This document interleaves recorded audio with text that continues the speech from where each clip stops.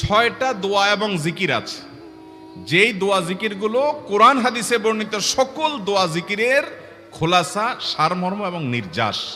এই ছয়টাকে যদি কোনো মুসলমান নিয়মিত আঁকড়ে ধরে, তাহলে কোরআন এবং হাদিসের যত দোয়া এবং জিকির আছে কেমন যেন তার নির্যাসটা নিয়মিত সে আমল করলো। বলবো সেগুলা। এই ছয়টা দোয়া এবং জিকিরের মধ্যে সর্বপ্রথম হলো নবী করিম সাল্লাল্লাহু আলাইহি সাল্লামের প্রতি দুরূদ প্রেরণ করা।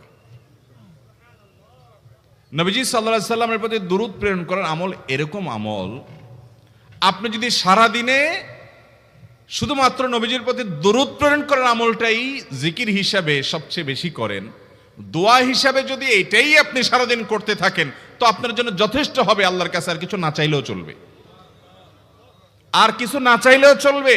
দুরূদ মানে হলো নবীজির জন্য দোয়া করা। ভাই, আল্লাহ তার হাবিবকে রহম করবেন, আপনার আমার দোয়ার দিকে আল্লাহর তাকানোর কোনো ঠেকা আছে? নবীজি কি আমাদের দোয়ার কোনো মুখাপেক্ষী? কিন্তু আমরা তার জন্য দোয়া করলে ওই চান্সে আল্লাহ তাআলা আমাদের প্রতি অনুগ্রহ করবেন। একবার না, আপনি নবীজির প্রতি একবার রহমতের দোয়া করবেন, একবার দুরূদ পাঠ করবেন। মান সাল্লা আলাইয়া মাররাতান সাল্লাল্লাহু আলাইহি আশারা। নবীজি সাল্লাল্লাহু আলাইহি সাল্লাম বলেছেন, একবার আমার জন্য তোমরা দোয়া করলে, আমার প্রতি দুরূদ পাঠ করলে, আল্লাহ তাআলা তোমাদের জীবনে 10 বার 10 জায়গায় 10 টাইমস তোমাদের উপর আল্লাহ তাআলা অনুগ্রহ করবেন। আপনি টেরও পাবেন না কত জায়গায় আল্লাহ অনুগ্রহ করেছেন। আল্লাহ বাঁচাই দিয়েছেন, একটুর জন্য শেষ হয়ে যান নাই। ওই যে দুরূদ পড়ছেন, আল্লাহ তাআলা রক্ষা করছে, আপনি খবরও নাই। আল্লাহ তাআলা আপনার প্রতি বিশাল একটা দান করছে, আপনি লক্ষ্য করেন নাই। ওই যে দুরূদ পড়ছেন একবার, 10 বার রহমত হবে। এভাবে যত দুরূদ পড়বে সে তত রহমত এবং অনুগ্রহ পাবে। এক সাহাবী বলেছেন, ইয়া রাসূলুল্লাহ, আমি আমার দোয়ার কত অংশ আপনার জন্য রিজার্ভ রাখবো? আমি তো আল্লাহর কাছে অনেক কিছু চাইবো, অনেক কিছু নিবেদন করব, আপনার জন্য যেন আল্লাহ রহমত নাজিল করে, এটাই হলো দুরূদ। এই দুরূদটা আমি কি পরিমাণ রাখবো? 4 ভাগের 1 ভাগ, 3 ভাগের 1 ভাগ, অর্ধেক? এরপরে সাহাবী বলছেন, আসলে যদি সবগুলোই করি, উনি এক একটা পার্সেন্টেজ বলছেন, আর নবী করিম সাল্লাল্লাহু আলাইহি সাল্লাম বলছেন যে, তাকে বোঝাচ্ছেন যে আরো বেশি করতে পারলে ভালো হয়।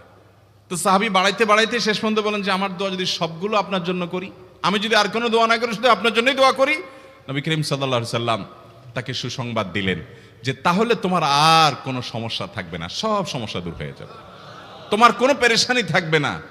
ভাইরা আমার, দুরূদের আমল এমন একটা আমল যে আপনার জীবনে কোনো বিপদ, কোনো মুসিবত, কোনো পেরেশানি, কোনো সমস্যা দেখা দিয়েছে, আপনি যদি দুরূদ পড়তে থাকেন, কোনো কিছু মনে আসছে না। অনেক সময় ছাত্র জিজ্ঞেস করে, ভাই পরীক্ষার হলে পড়া ভুলে গেছি, কি করব? আমি দুরূদ পড়া শুরু করেন। আরবদেরকে দেখা যায় কোনো কিছু ভুলে গেলে তারা বলে আল্লাহুম্মা সাল্লি আলা মুহাম্মদ, আল্লাহুম্মা সাল্লি আলা মুহাম্মদ, এটা শুরু করে তারা। কারণ নবী করিম সাল্লাল্লাহু আলাইহি সাল্লাম এর হাদিস থেকে স্পষ্টভাবে, একটি নয় বহু হাদিস থেকে প্রমাণিত, যে ব্যক্তি দুরূদটা নিয়মিত পাঠ করবে, সালাত আলা নবীটাকে যে ব্যক্তি আঁকড়ে ধরবে, সব সময় তার মুখ থেকে সালাত সালাত সালাম চলতে থাকে, এই ব্যক্তির সকল গুনাহ আল্লাহ মাফ করে দিবেন, সকল পেরেশানি আল্লাহ তাআলা মুক্ত করে দিবেন। ভাইরা আমার, দুরূদের আমলটা এত গুরুত্বপূর্ণ আমল, এটা আমরা করি এখন। অনেকে আছেন যে আনুষ্ঠানিকতা যখন থাকে দুরূদের, মিলাদের, তখন একটু সালাত আলান নবী যেভাবেই করেন। আর বাকি অনেকে আছেন যেগুলো করারও কোনো খোঁজ খবর নাই। দুরূদ বেশি বেশি করে পাঠ করবো তো ইনশাআল্লাহ। সবচেয়ে শ্রেষ্ঠ দুরূদ, সবচেয়ে উত্তম দুরূদ হলো দুরূদ ইব্রাহিম, যেটা নামাজে পড়েন।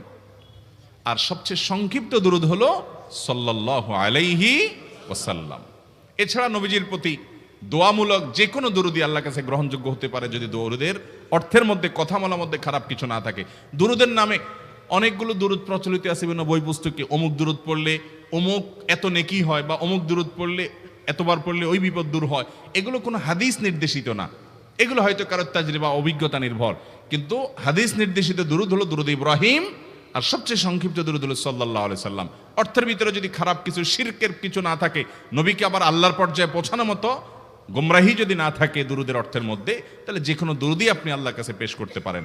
তাহলে 6টা দোয়া হলো কোরআন হাদিসের শত শত সহস্র দোয়ার নির্যাস এবং খোলাসা। তার 1 নম্বর হলো দুরূদের আমল। করবো না বেশি বেশি ইনশাআল্লাহ? আমার জীবনে বহুবার এমন হয়েছে, বহুবার এমন এমন বিপদ যে দেয়ালে পিঠ ঠেকে গেছে, এখান থেকে উদ্ধারের কোনো পথ আর চোখের সামনে দেখা যাচ্ছে না। আমি এই আমলটি, এর পাশাপাশি ইস্তেগফারের আমল যেটা দ্বিতীয় নম্বরে বলবো আমি, এই দুটি আমল কন্টিনিউয়াসলি করে গেছে, হরদম প্রতি নিঃশ্বাসে নিঃশ্বাসে, বাস টয়লেটের টাইম বাদে বাকি ফুল টাইম এটা দুরুদ এবং ইস্তেগফার অব্যাহত রাখছি। আল্লাহ তাআলা এমন ভাবে অলৌকিক ভাবে উদ্ধার করেছেন যে আমার কল্পনায়ও আসে না যে এখান থেকে এভাবে হেল্প হতে পারে। ভাইরা আমার অভিজ্ঞতার 2 পয়সার কোনো মূল্য নাই। আমার অভিজ্ঞতা কি আসলো না আসলো এটাতে কিছু আসা যায় নাই।